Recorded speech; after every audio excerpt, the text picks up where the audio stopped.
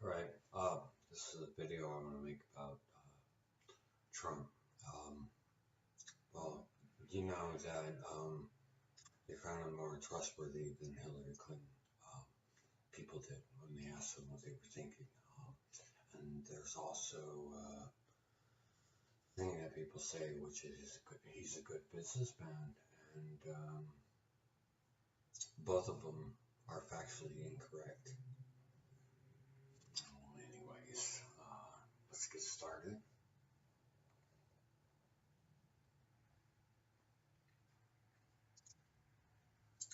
All right, let's go to political fact. Well, if you don't believe political fact, I don't know what to tell you. Um, I've spent years studying which publications were true and which ones were not. I can tell you that political fact actually does their homework and they make sure that what they say is factually correct. And if you don't believe that, I feel sorry for you because there's nothing I can say to make you believe reality.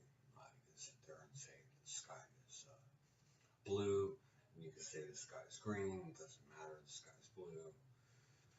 You're dead wrong. Well, anyways, well, 4% of the statements he made were. This is PolitiFact scorecard.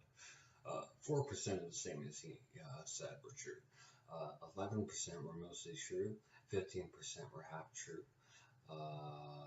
19% were mostly false, and 33% were false. 18% were pants on fire, which of course is the worst scoring you can get from that publication. Um, Now we're going to go to the New York Times article that goes in great depth about Donald Trump's business dealings. Actually, let me tell you, New York Times. The name of the article is "How Donald Trump Bankrupt His Atlantic City Casinos, but Still Earn Millions." Okay, I have some paragraphs from that article. It's a very long article, but you get through it, and you can learn a lot about how he does his business.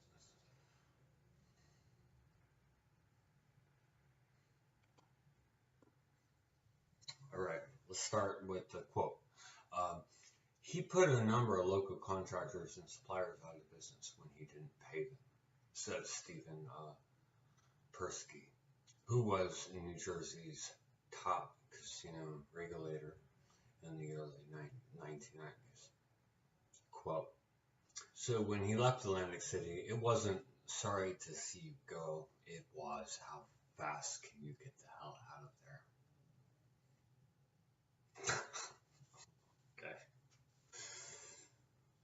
Um, Mr. Trump told the commission in 1988 that he could rein in expenses because conventional lenders were lining up to give him money at low interest rates. He said he abhorred junk bonds, which were then popular because they carried a bigger risk of default and thus came with higher interest rates. Yeah, okay.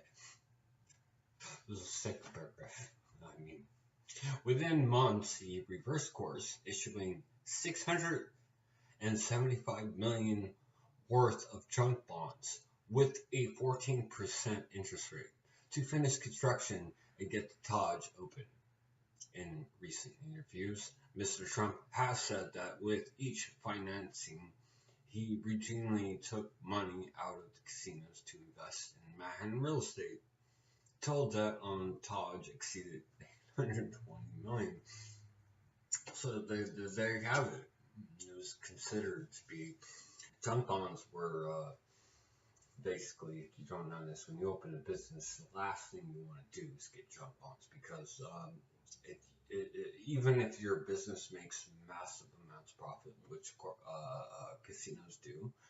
Uh, the interest rate is so high, and they exceed, even though your business is profitable and you make a lot of money, the last thing you want to do is get junk bonds because they will sink your business and you'll have to file for bankruptcy. So, moving on. Um, okay, here we go. Quote, people underestimate Donald Trump's ability to build his company. It's a quote from Sebastian, I can't pronounce that last name, it's Italian. I'm sorry, I can't pronounce that last name. He's a private investor who at one time held stock in the Trump casinos worth more than $500,000. Quote, he drove these companies into bankruptcy. All right. Vanity Fair. Another publication. We're now going from New York Times, we're going to another publication. According to the report, the money has gone toward paying his office in rent. Oh, this is talking about his. This is actually the main part of this story. We're going to talk about Donald Trump, not why he's just an incompetent businessman, or why. Well, shit, I'm talking about all those things, but the fact that during the campaign he said that, or not that he said, but that people perceived him to be this honest man, an outsider. That he was just telling it like it is, kind of thing. Well, here's the story from Vanity Fair. You want to know what he spent his campaign money on? If he's such an outsider and he's such a selfless man and he's such a truth teller, then why in the fuck, according to this report, the money has, okay, we're going to quote this newspaper article right here.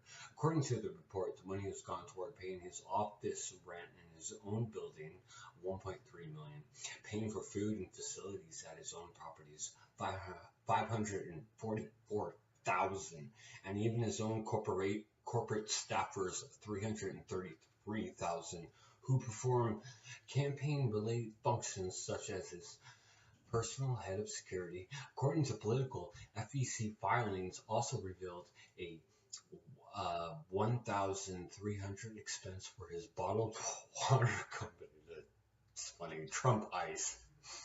$432,000 for catering facilities and putting up the campaign at his resort, Mar-a-Lago, and $6 million for the use of Trump's plane, the largest expense in their filings.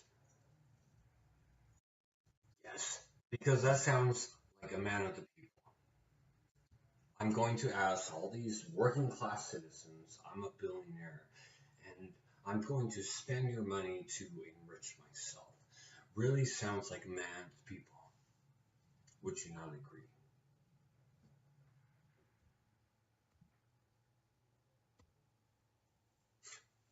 Oh my gosh. I don't know what to say. I'm really depressed about it, but with Donald Trump, this shit never ends. I mean, you can go on for days and days about this guy. Donald, Donald Trump used campaign donations to buy $55,000 of his own book. Another publication. I mean, Donald Trump uses, okay, quote from the magazine, Donald Trump uses his campaign funds to buy thousands of copies of his own book at retail costs, this simultaneously diverting donor money back into his pockets while artificially boosting his sell figures. It's a tactic that may be illegal, campaign finance per se, but they'll never prosecute them because our FEC is weak.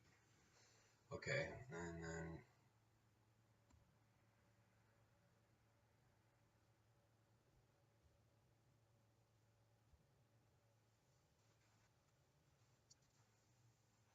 but I mean, if you're gonna sit here and tell me that Donald Trump is an honest person, good best businessman, then why did he file for bankruptcy 4 times? Actually, there is a study that says he filed for bankruptcy 6 times. They looked into it, and a lot of the things he said are untrue. Um,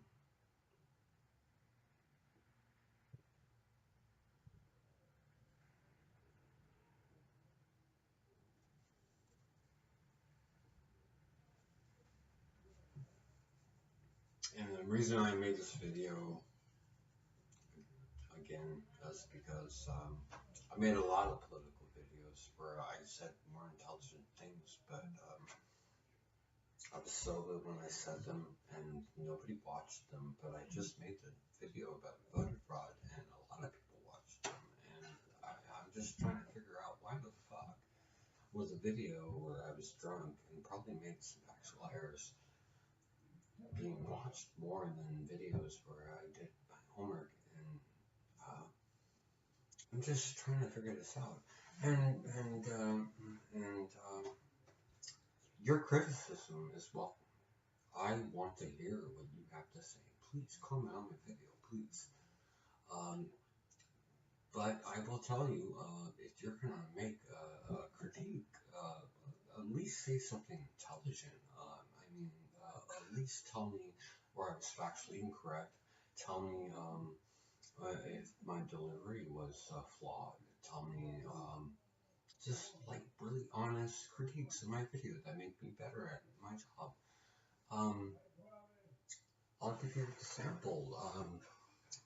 I had this one guy who linked me a video to John Turmel. Was a very intellectual guy. I don't agree with him, but he did make a point that I did agree with. He said that if we can offer quantitative easing to banks, then why can't we just offer that to its regular citizens? That way they can pay off their loans and debts easier. And I agree with that.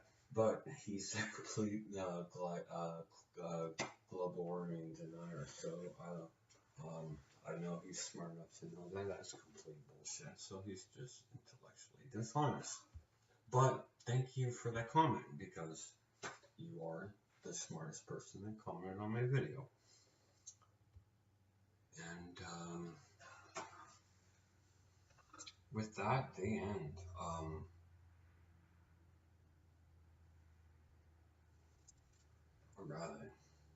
We're finished.